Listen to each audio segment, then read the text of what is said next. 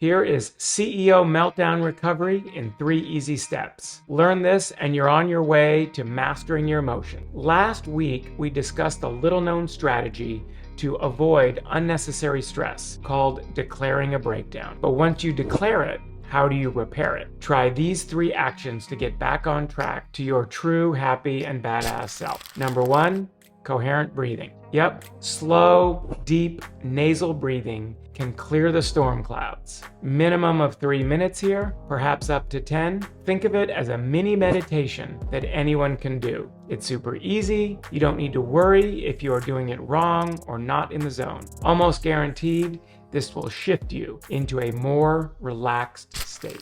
Gratitude. One of our game-changing tools is the habit of writing a daily gratitude list. When you are seeing red, we recommend reading from a prior list instead of starting a new one. So set a timer for 5 minutes and start reading from an old list of things you're grateful for. If you don't have an old list handy, start a new one or list them in your head. Number 3, the positive actions list. This is a list of 10 actions that you could do at almost any time. These are actions that when you're doing them, they put a smile on your face, warm your heart, and generally reduce stress. Here are some examples. Going for a walk, reviewing your gratitude list, which we just covered, 5 minutes of deep breathing, which we just covered, 5 to 10 minutes of light stretching or calisthenics, compliment someone sincerely, reflect on a great memory, pray, meditate, take a moment to reflect. Any of these 3 action steps can stop your breakdown dead in its tracks, reveal the sun behind the clouds, and get you back on track. To prevent these breakdowns from happening in the first place,